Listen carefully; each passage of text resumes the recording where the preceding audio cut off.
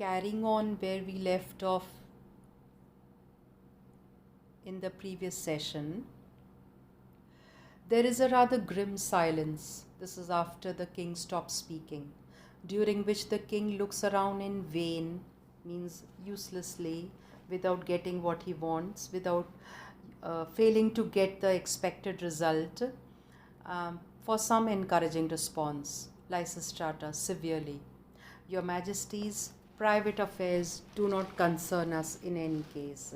Severely means without sympathy. She says that what you do in your personal life is not our concern. Amanda splutters into an irrepressible laugh. She's a very fun-loving person. So to splutter means to speak with difficulty because you are shocked or you are embarrassed or you are angry or because you cannot control yourself. Magnus looks reproachfully at Amanda. That is, he disapprovingly looks at her. She composes herself, her features as best she can, and she says, "Excuse me," that is, "I'm sorry," in other words. She's controlling her expression. Crassius, I hope your Majesty recognizes that kings are not the only people to whom certain sorts of mud always stick, no matter what fool throws them. Call a minister a jobber? That is, I hope you understand that it is not only you who is maligned or against whom people have a lot to say. People have called me a jobber. And I told you earlier, a jobber is one who deals in trading stock. And to whom mud always sticks means when people make, I hope you are writing the meaning, when people make malicious, MALICIOUS, or scandalous allegations, SCANDALOUS, scandalous allegations about an opponent with the aim of damaging their reputation.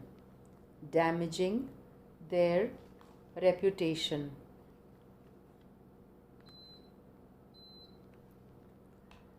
So, you are not the only one against whom fingers are pointed.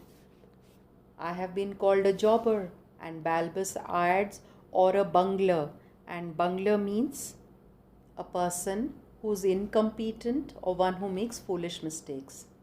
Crassius, yes, or a bungler, and everybody believes it. This is typical human nature. Across continents, across cultures, if you say something good about somebody, people may not accept it. But the moment you start negatively criticizing someone, immediately people are all ears and they will believe it. So, or a bungler and everybody believes it. Jobbery and incompetence are the two sorts of mud that stick to us. Mud here means blame, no matter how honest or capable we are. And we have not the royal advantage that you enjoy. Vantage means advantage. And we don't have the royal advantage that you enjoy, that the more the ladies take away your character, the better people like you. That is, the more you are maligned by the women, the more people are attracted to you. Bonages suddenly, Prime Minister, will you tell me what the Postmistress General is sniggering at? Postmistress General is Amanda. She is laughing at something. Snigger means to laugh quietly or secretly in an unpleasant way. She is practically giggling like a girl. Amanda, she says, this is free country. Bill, a sense of humor is not a crime. Sense of humor means ability to appreciate a joke is not a crime. And when the king is not setting me off, you are. Setting me off means activating me. In other words, making me laugh. It could also mean making somebody very angry or upset. Here she means making me laugh. You, either it is the king or you make me laugh. Buona just, where is the joke? I don't see it. Amanda, if you could see a joke, Bill, you wouldn't be the great popular orator you are. Orator means public speaker. So, public speakers have to basically be impervious to anything that people say. जो जनता में भीड़ से घिरे हुए लोग बोलते हैं वो दूसरों सामने वालों की कोई बात नहीं सुनते, अपनी अपनी बोलते रहते हैं. That is why Bill is also like that. So Bill Buona just says, thank heaven. I'm not a silly giggler like some I could mention. Silly giggler means one who makes a short, who's laughing all the time. He's talking about Amanda. Thank God I'm not like them, not like you. Amanda, thanks, dearest Bill. Now, Joe, don't you think you have let us run loose long enough? What about that ultimatum? Let us run loose means do as we wanted. In other words, you have allowed us to do as we wanted.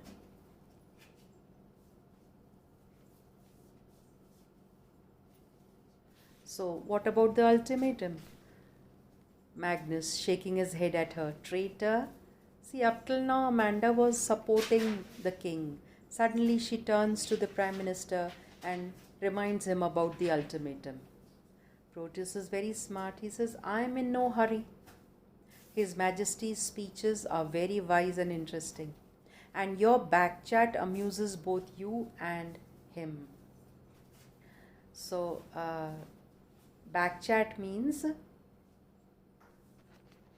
when rude, cheeky remarks, cheeky, CHEEKY, cheeky remarks are made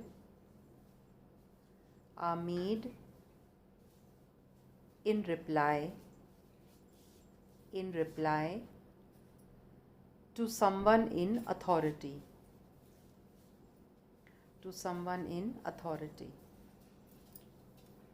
So the back chat that you and him means the king, you and the king are having, it entertains you, so carry on. But the ultimatum is here all the time. And I shall not leave this room until I have His Majesty's signed pledge that its conditions will be observed. Signed pledge means formal promise, agreement, a written statement. A written formal promise and will be observed. Observed means followed or regarded. All become gravely attentive. Everybody is now listening to Proteus, including the king. Magnus says, what are its terms? What are the conditions? What are the conditions of the ultimatum? Proteus. First, no more royal speeches. That is, these are the rules that apply to fulfilling a particular contract, the terms. So the first of all, the first condition is that you will make no more royal speeches.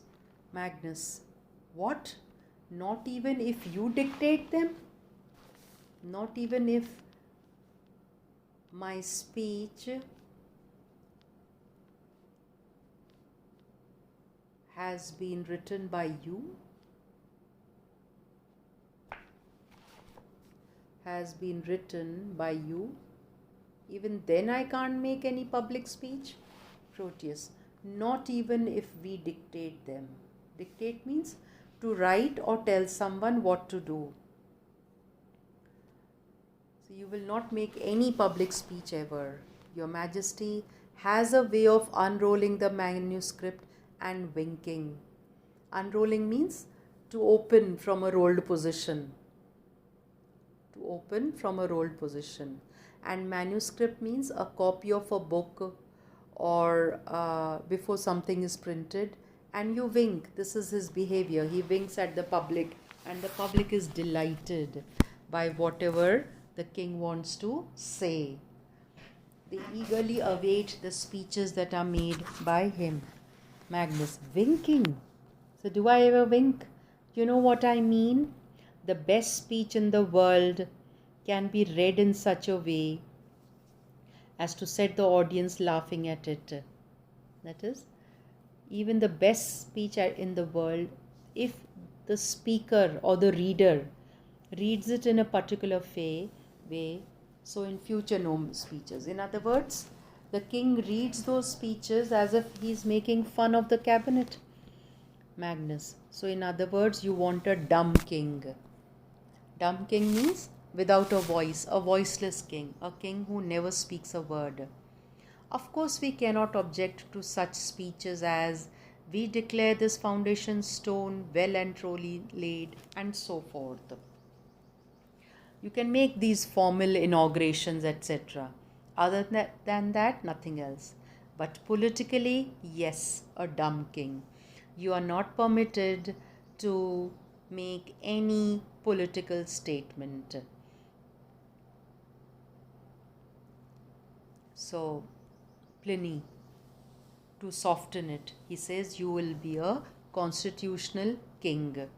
In other words, a king or queen whose power is limited by the constitution. Whose power is limited by the constitution. In other words, in a position having few or not actual powers. Or not actual powers. So when Pliny says a constitutional king, Proteus, implicably a dumb king. That is, he's a very strong person with a negative feeling. He's impossible to change. So he says, you will be a dumb king. Magnus, what next? Proteus, the working of the press from the palace backstairs must cease. Okay, working of the press means informal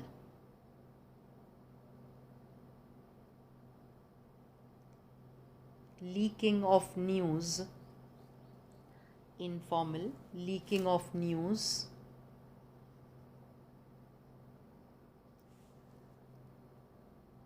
from the back door. From the back door. So it must stop. It must cease means it must stop. Magnus answers, you know that I have no control of the press. The press is in the hands of men much richer than I. Who will they be? The industrialists. The press is controlled by the industrialists than I, who would not insert a single paragraph against their own interest. Insert means print.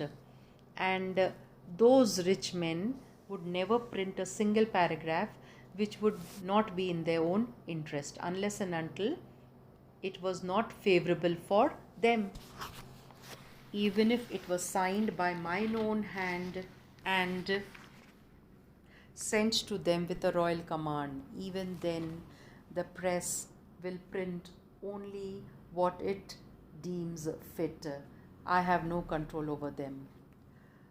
Proteus, we know that. But though these men are richer than you, they are not cleverer. They are not smarter. These men means the press and the industrialists who control them. They may be richer, but they are not cleverer. They are not smarter than you. They get amusing articles, that is entertaining articles, spiced with exclusive backstairs information. Exclusive means special, not involving anyone or anything. Backstairs information that don't seem to them to have anything to do with politics. And this information is leaked by the palace people. The next thing they know is the next thing they know is that their pet shares have dropped 15 points. In other words, that the value of their shares has reduced. Drop 15 points means it has reduced. That capitalist frightened by of their best prospectuses. In other words, it makes them nervous so that they sell their shares. People are frightened, they become nervous, and they sell their shares.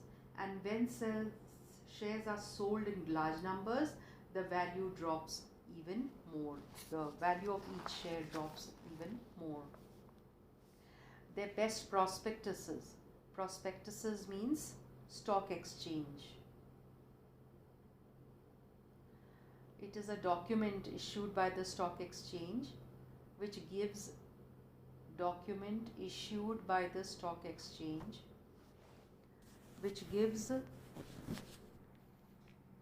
which gives detailed information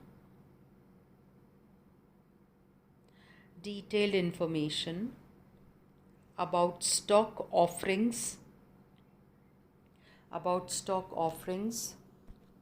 for investors.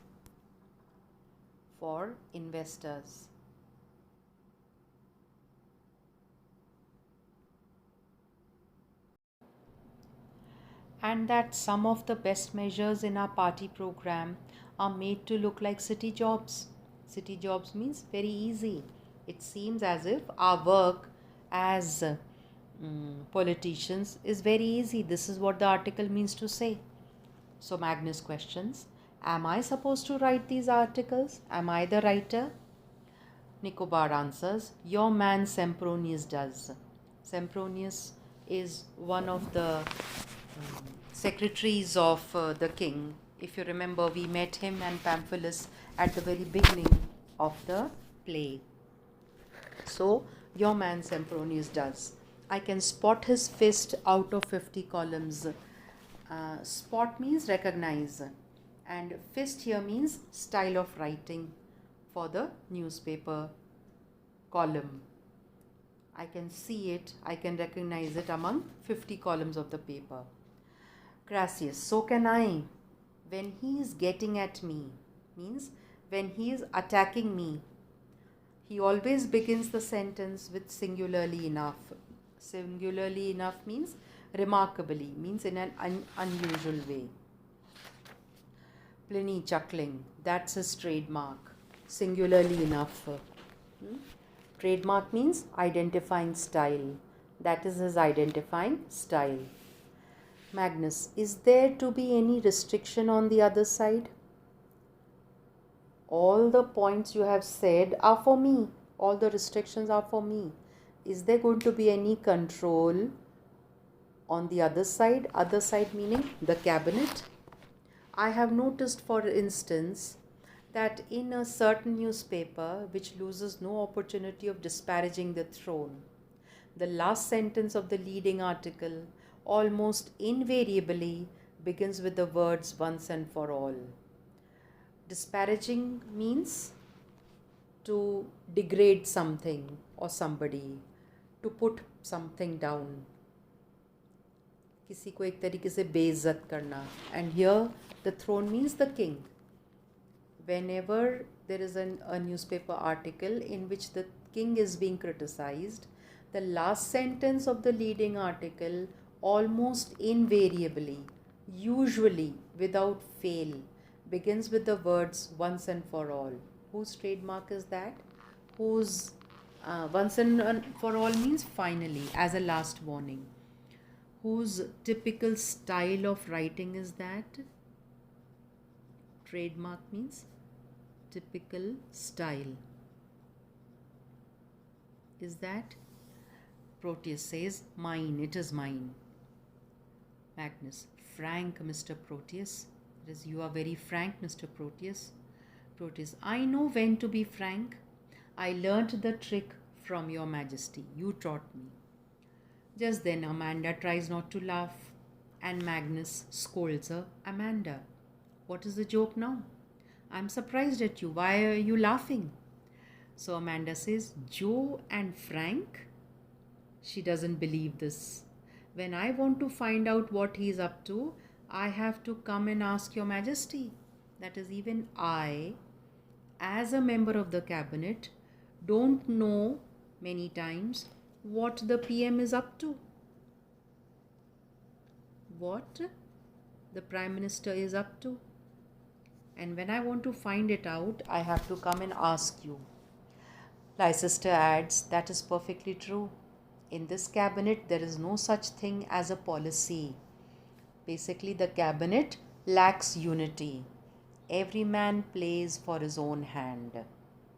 The cabinet lacks unity. Please write. Cabinet lacks unity. They are all critical. They are all critical of each other. Of each other. So, Nicobar, it is like a game of cards.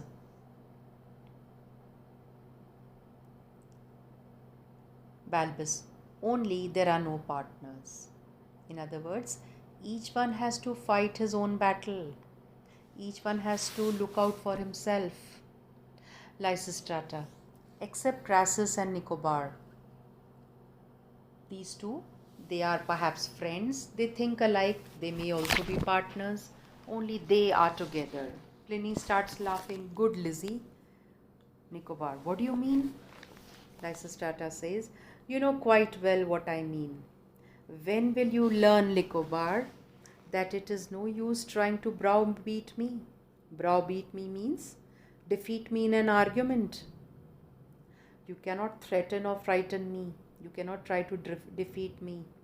I began life as a schoolmistress, and I can browbeat any man in this cabinet or out of it if he is fool enough to try to compete with me in that department. That is, because I was a school teacher earlier, I can defeat any man on any topic.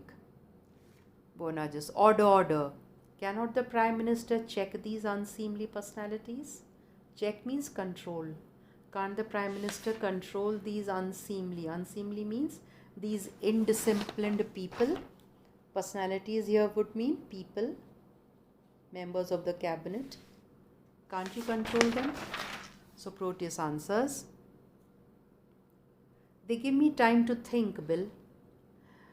When you have had as much parliamentary experience as I have, you will be very glad of an interruption occasionally. That is, it gives me time to plan my next move. In other words, what I will say next. And when you have had as much experience as I have, then you will understand how important or necessary these interruptions are. And then, may I proceed? May I continue? And there is silence. So we'll take a break here and continue in the next session. Thank you.